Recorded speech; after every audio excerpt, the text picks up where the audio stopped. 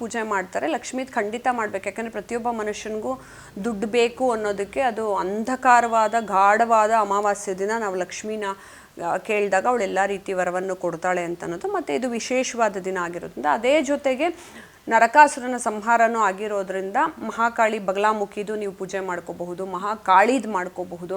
ಅವಳ ಅವತಾರದಿಲ್ಲ, ನಮ್ಮ ನಾಡದೇವತೆ ಚಾಮುಂಡೇಶ್ವರಿದೇ ಮಾಡ್ಕೋಬಹುದು. ಅದ್ರ ಜೊತೆಗೆ ನೀವು ಕೃಷ್ಣಂದು ಮಾಡ್ಕೋಬಹುದು. ನಾಳೆ ಬಲಿಪಾಡ್ಯಮಿ ಇರೋದ್ರಿಂದ, ಅಂದರೆ ಇವತ್ತು ಬಲಿಪಾಡ್ಯಮಿನಲ್ಲೂ ಕೂಡ ಬಲಿ ಚಕ್ರವರ್ತಿಯನ್ನು ತುಳಿಯೋದಕ್ಕೆ ತಾನೇ ಅವನು ಆ ವೇಷ ಇದನ್ನು ತೊಗೊಂಬಂದಿದ್ದ ಅವತಾರವನ್ನು. ಸೊ ಅಲ್ಲಿ ನೀವು ನಾರಾಯಣನ ಪೂಜೆನೂ ಮಾಡ್ಕೋಬಹುದು. ಏನು ಹೇಳ, ಒಟ್ಟಾಗಿ ಎಲ್ಲ ಎನರ್ಜಿ ಡಿಫ್ರೆಂಟ್ ಮ್ಯಾನಿಫೆಸ್ಟೇಷನ್ ಅಷ್ಟೇ. ಅದು ಗಣೇಶ ಆಗಿರಲಿ, ಸುಬ್ರಹ್ಮಣ್ಯ ಆಗಿರಲಿ, ಸರಸ್ವತಿ ಆಗಿರಲಿ, ಲಕ್ಷ್ಮಿ ಆಗಿರಲಿ, ನಿಮಗೆ ಯಾವುದು ಇಷ್ಟ ದೇವತೆ ಅಂತ ಹೇಳ್ತೀವಿ. ಕುಲದೇವರನ್ನ ಮೊದಲು ಪೂಜೆ ಮಾಡಲೇಬೇಕು, ಗ್ರಾಮದೇವರನ್ನ ನೀವು ಪೂಜೆ ಮಾಡಲೇಬೇಕು. ಅದ್ರ ಜೊತೆಗೆ ನಿಮ್ಗೆ ಇಷ್ಟ ದೇವರು, ಕೆಲವರಿಗೆ ಗಣೇಶ ತುಂಬ ಕ್ಲೋಸ್ ಆಗಿರ್ತಾನೆ, ನಾನು ಗಣೇಶನಿಗೆ ಪೂಜೆ ಮಾಡೋದು ಅಂತಾರೆ. ಕೆಲವರಿಗೆ ಚಾಮುಂಡೇಶ್ವರಿ ತುಂಬ ಕ್ಲೋಸ್ ಆಗಿರ್ತಾಳೆ. ಕೆಲವ್ರ ಮನೆ ದೇವರು ಶಿವ ಆಗಿರ್ತಾರೆ, ಶಿವ ತುಂಬ ನಮ್ಮ ಮನೆ ದೇವ್ರೂ ಶಿವನೇ. ಆಮೇಲೆ ನನ್ನ ಇಷ್ಟ ದೇವರು ನಾರಾಯಣ ಅಂತ ನಾರಾಯಣಂಗೆ ಪೂಜೆ ಮಾಡಿದ್ರೆ ಹಂಗೆ ಯಾವ ದೇವ್ರಿಗೆ ಮಾಡ್ಕೊಂಡ್ರು ಎನರ್ಜಿ ಒಂದೇ. ಅದು ಡಿಫ್ರೆಂಟ್ ಅವತಾರಗಳ ಮ್ಯಾನಿಫೆಸ್ಟೇಷನು.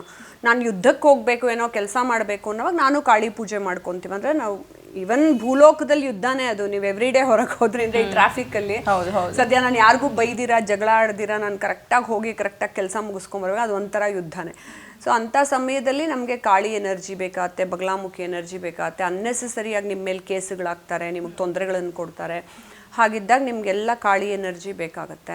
ಅದ್ರ ಜೊತೆಗೆ ವಿಘ್ನಗಳನ್ನೆಲ್ಲ ಹೋಗ್ಲಾಡ್ಸೋದಕ್ಕೆ ಗಣೇಶನ ಎನರ್ಜಿ ಬೇಕಾಗತ್ತೆ. ಅದನ್ನು ನಾನು ಹೇಳ್ದಂಗೆ ನಾರ್ತ್ ಇಂಡಿಯಾದವರು ಗಣೇಶ ಮತ್ತು ಲಕ್ಷ್ಮಿಯ ಪೂಜೆಯನ್ನು ಮಾಡ್ತಾರೆ. ನಾವು ಸೌತ್ ಅವರು ರಾಮಂದು ಪೂಜೆ ಮಾಡ್ತೀವಿ. ಹೇಳಿದ್ನಲ್ಲ, ಅವನು ಇದನ್ನು ವನವಾಸನ ಮುಗಿಸ್ಕೊಂಬಂದ ಅಂತ, ರಾಮನ ಪಟ್ಟಾಭಿಷೇಕನ ವಿ ಹ್ಯಾವ್ ಟು ಸೆಲೆಬ್ರೇಟ್, ಅವನು ಅಲ್ಲಿಂದ ವಾಪಸ್ ಬಂದ ಅಂತ ಅನ್ನೋದನ್ನು ಅದು ಮಾಡ್ತೀವಿ. ಪಾರ್ವತಿದು ಮಾಡಬಹುದು, ಮಹಾಕಾಳಿದು ಮಾಡಬಹುದು. ಯಾವ ದೇವ್ರಿಗೆ ಮಾಡಿದ್ರು ನಾ ಹೇಳಲ್ಲ, ಎಲ್ಲ ಹಬ್ಬದಲ್ಲೂ ನೀವು ಯಾವ ದೇವ್ರಿಗೆ ಮನಸ್ಸಿಟ್ಟು ಒಟ್ಟಿನಲ್ಲಿ ನೀವು ಕನೆಕ್ಟ್ ಆಗಬೇಕಷ್ಟೆ. ಕನೆಕ್ಟ್ ಆಗಿ ಮಾಡಿದಾಗ ಖಂಡಿತ ದೇವರು ತಥಾಸ್ತು ಅಂತಂದೆ ಅಂತಾರೆ. ನಾನು ಪ್ರತಿ ಇಂಟರ್ವ್ಯೂಲು ಹೇಳ್ತೀನಿ, ರಾಕ್ಷಸರು ತಪಸ್ ಮಾಡಿದಾಗಲೇ ತಥಾಸ್ತು ಅಂದಂತ ಪರಮಾತ್ಮ ಮನುಷ್ಯರು ಮಾಡಿದಾಗ ಅನ್ನಲ್ವಾ? ನಿಜ ನಿಜ. ನೀವಾದ್ರೆ ಎಷ್ಟು ಮಟ್ಟಿಗೆ ಅವನ್ನ ಕೇಳ್ಕೋತೀರಾ, ಎಷ್ಟು ಮಟ್ಟಿಗೆ ಅವ್ನಿಗೆ ಪೂಜೆ ಮಾಡ್ತೀರಾ ಅನ್ನೋದನ್ನ ನಿಮಗೆ ನೀವೇ ಟೆಸ್ಟ್ ಮಾಡ್ಕೋಬೇಕು. ಇವಾಗ ರಾಕ್ಷಸರು ಸುಮ್ಮನೆ ಹೋಗ್ಬಿಟ್ಟು ಜೋರು ಮಾಡಿ ಕೊಟ್ಬಿಡ್ರಿ ನನಗೆ ವರ ಕೊಡಪ್ಪ ಶಿವ ಅಂತ ಹಿಂಗೆ ಕೇಳಲಿಲ್ಲ. ಅವರ ಕಠೋರವಾಗಿ ಆ ಋಷಿ ಮುನಿಗಳು ಅಷ್ಟು ತಪಸ್ ಮಾಡ್ತಾನೆ, ನಾನು ಇಷ್ಟು ಮಾಡ್ತೀನಿ ಅಂತ ಅವ್ರ ಮೇಲೆ ಕಾಂಪಿಟೇಷನ್ಗೆ ಶ್ರದ್ಧೆಯಿಂದ ಕೂತು ಅದೇ ವೇನ ಹಿಡ್ಕೊಂಡು ತಪಸ್ ಮಾಡಿದ್ರೆ ಹೊರತು ತಮ್ಮ ಬಲಪ್ರಯೋಗವನ್ನು ಮಾಡಿ ದೇವ್ರನ್ನ ಹಿಂಗೆ ಕತ್ತರಿಸ್ಬಿಟ್ಟು ನಾನು ವರ ಪಡ್ಕೋತೀನಿ ಅನ್ನಲಿಲ್ಲ.